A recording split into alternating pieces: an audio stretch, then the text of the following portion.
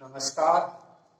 आज हम पढ़ेंगे कक्षा अष्टमी विषय विज्ञान अध्याय 3 संश्लेषित रेशे और प्लास्टिक। इसके बारे में हम आज पढ़ेंगे। सभी भैया बहन ध्यानपूर्वक समझेंगे। सबसे पहले संश्लेषित रेशे यानी कि जो हम पोशाक पहनते हैं यानी कपड़े होते हैं, ये विभिन्न प्रकार के रेशों से बनाए जाते हैं, यानी कि ये रेशों से मिलकर बने होते हैं। और रेशे दो प्रकार के होते हैं।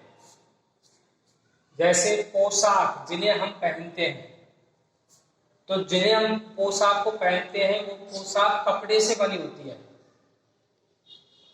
कपड़े को फैब्रिक कहते हैं, तो कपड़े से निर्मित होते हैं। कपड़े जो रेशों से बने होते हैं, कपड़े रेशों से, फाइबर से।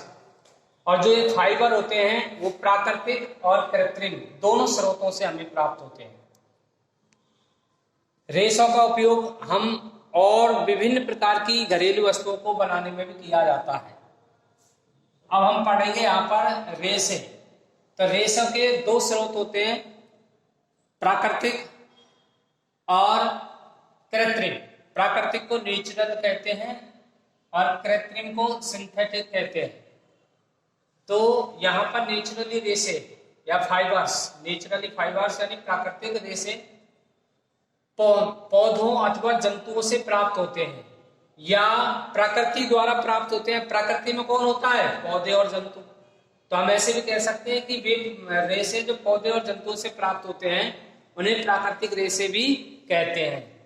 जैसे इसका उदाहरण है कपास, ऊन, जूट, पटसन, रेशम। ये सब प्राकृतिक रेशों के उदाहरण हैं। अब हैं सिंथेटिक फाइबर या कृत्रिम रेशे यानी संश्लेषित रेशे भी कहते हैं। कृत्रिम रेशे मनुष्यों द्वारा बनाए जाते हैं, यानी कि मानव इनको विभिन्न प्रकार के रसायनों द्वारा मिलकर बनाया जाता है, इसलिए ये संश्लेषित अथवा मानव निर्मित रेशे भी कहलाते हैं। कृत्रिम रेशों के उदाहरण हैं रेयॉन, नायलॉन, पॉलिएस्टर, आर्लॉन, डेकेरॉन आदि। अब संश्लेषित रेशे क्या हैं? तो संश्लेषित रेशे होते क्या हैं? जैसे संश्लेषित रेशों को कैसे बनाया जाता है, जैसे उदाहरण के लिए है कि संश्लेषित रेशे यानी कि बहुलक होता है। ये बहुलक, और बहुलक क्या होता है? बहुलक होता है कि छोटी छोटी इकाइयों को एक साथ मिला दिया जाता है, जोड़ दिया जाता है, तो एक लंबी श्रृंखला बन जाती है, तो उसे हम बहुलक कहते हैं। जैसे उदाहरण के लिए एक धागे में हम मोतियों के मणकों को पिरोते हैं, एक एक मोती को उसमें पिरोते हैं और पिरोकर एक लंबी श्रृंखला बन जाती है, एक चैन बन जाती है लंबी, तो वह श्रृंखला कहलाती है बहुलक। तो जैसे संश्लेषित रेशे क्या? संश्लेषित रेशे भी छोटी छोटी इकाइयों को जोड़कर बनाई गई एक श्रृंखला होती है। प्रत्येक छोटी इकाई वास्तव में एक रासायनिक पदार्थ होती है। इस प्रकार की छोटी इकाई मिलकर एक बड़ी एकल इकाई बनाते हैं जो बहुलक कहलाती है। बहुलक है, इसको अंग्रेजी में पॉलीमर कहते हैं। बहुलक को अंग्रेजी में पॉलीमर कहते हैं। और पॉलीमर जो शब्द है वो ग्रीक भाषा के दो शब्दों से मिलकर बना होता है। पहला शब्द है पोली और दूसरा है मर से मिलकर बना होता है। पोली का अर्थ होता है अनेक, पोली का अर्थ होता है अनेक, तथा मर का अर्थ होता है इकाई या भाग।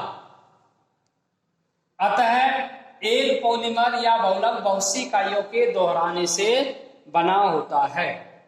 अब है संश्लेषित रेशों के प्रकार।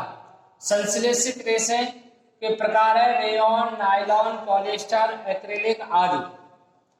अब हम यहाँ एक एक के बारे में इसके विस्तार से पढ़ेंगे। रेयॉन इस प्रकार का रेशा काष्ठ लुगदी के रासायनिक उपचार से प्राप्त किया गया यह रेशा रेयॉन अथवा कृत्रिम रेशम भी कहलाता है। यह एक मानव निर्मित रेशा है।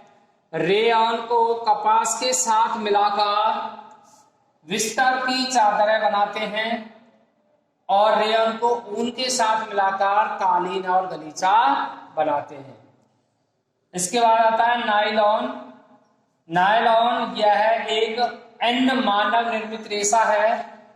इसे सन 1931 में बिना किसी प्राकृतिक कच्चा माल जैसे प्राकृतिक में होते हैं पौधे या जंतुओं से प्राप्त, तो बिना किसी प्राकृतिक कच्चा माल का उपयोग किए बनाया गया है।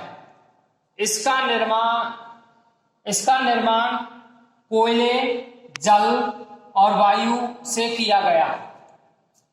नायलॉन रेशे प्रबल, प्रत्यास्थ और हल्के होते हैं। यह चमकीला और धुलने में सुगम होते हैं, यानी धुलने में आसानी होती है इसलिए। और जो इसका जो रेशा होता है यह बहुत प्रबल होता है, यानी कि इस्पात का जो तार होता है उससे भी मजबूत होता है नायलॉन का रेशा। इसलिए नायलॉन का हम उपयोग विभिन्न वस्तुओं को बनाने में करते हैं, जैसे जुर्रावें, रस्से, तंबू, दांत साफ करने का ब्रश, स्लीपिंग बैग, पर्दे, पैराशूट और चट्टानों पर चढ़ने के रस्सों के निर्माण में भी किए जाते हैं। धन्यवाद। इससे आगे हम अगले वीडियो में कल बताएंगे।